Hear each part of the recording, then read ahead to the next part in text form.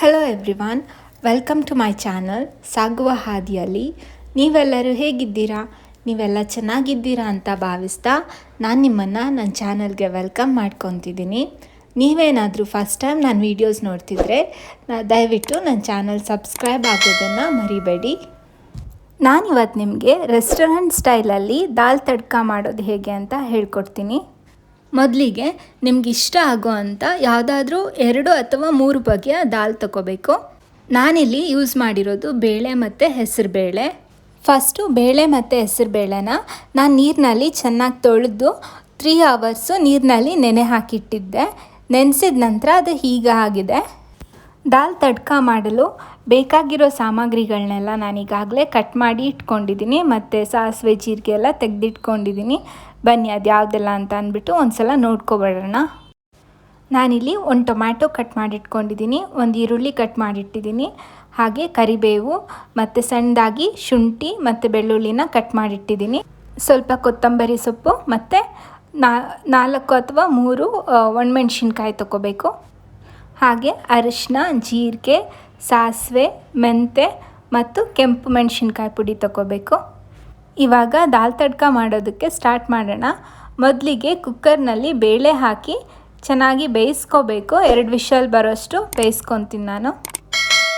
ಬೇಳೆ ಚೆನ್ನಾಗಿ ಬಂದಷ್ಟು ರುಚಿ ಜಾಸ್ತಿ ಇರುತ್ತೆ.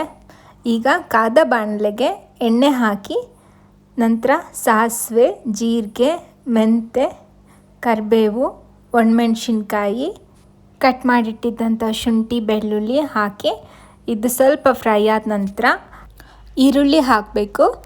ಈರುಳ್ಳಿ ಚೆನ್ನಾಗಿ ಎಣ್ಣೆಯಲ್ಲಿ ಫ್ರೈ ಆಗಬೇಕು. ಅದಾದ ನಂತರ ಸ್ವಲ್ಪ ಬ್ರೌನ್ ಕಲರ್ ಬರುತ್ತೆ, ಆವಾಗ ನಾವು ಟೊಮ್ಯಾಟೊ ಹಾಕಬೇಕು. ಈಗ ಟೊಮ್ಯಾಟೊ ಹಾಕಿದ್ದೀನಿ, ಇದು ಚೆನ್ನಾಗಿ ಫ್ರೈ ಆಗಲಿ. ಇದು ಕೂಡ ಟೊಮ್ಯಾಟೊ ಚೆನ್ನಾಗಿ ಬೇಯಬೇಕು. ಟೊಮ್ಯಾಟೊ ಈಗ ಬೆಂದಿದೆ. ಈಗ ನಾನು ಇದಕ್ಕೆ ಒಂದೇ ಒಂದು ಚಿಟಿಕೆ ಅರಿಶಿನ ಹಾಕ್ತಿದ್ದೀನಿ. ಇದಾದ ನಂತರ 1-2 ಬಾರಿ ತಿರುವು ಹಾಕಿ ನಂತರ ನಾನು 1/2 ಟೀ ಸ್ಪೂನ್ ಚಿಲ್ಲಿ ಪೌಡರ್ ಹಾಕುತ್ತಿದ್ದೀನಿ. ನಿಮಗೆ ಖಾರ ಜಾಸ್ತಿ ಬೇಕಂದರೆ ಸ್ವಲ್ಪ ಎಕ್ಸ್ಟ್ರಾ ಚಿಲ್ಲಿ ಪೌಡರ್ ಹಾಕ್ಬೋದು, ತೊಂದರೆ ಇಲ್ಲ.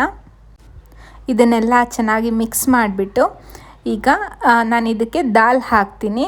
ಈಗಾಗಲೇ ನಾವು ಕುಕ್ಕರಲ್ಲಿ ಕೂಗಿಸಿಟ್ಟಿದ್ವಲ್ಲ ದಾಲ್, ಅದನ್ನು ಹಾಕೋಣ. 1-2 ಬಾರಿ ಚೆನ್ನಾಗಿ ತಿರುವು ಹಾಕಿ ಮಿಕ್ಸ್ ಮಾಡಿಬಿಟ್ಟು ಇದು ಸ್ವಲ್ಪ ಕುದಿಬೇಕು. ಕುದಿ ಬರೋ ತನಕ ಬಿಡಬೇಕು ನಾವು. ಈಗ ನಾನು ಇದಕ್ಕೆ ಎಷ್ಟು ಬೇಕೋ ಅಷ್ಟು ಉಪ್ಪನ್ನು ಹಾಕ್ಕೊತಿದ್ದೀನಿ, ರುಚಿಗೆ ತಕ್ಕಷ್ಟು.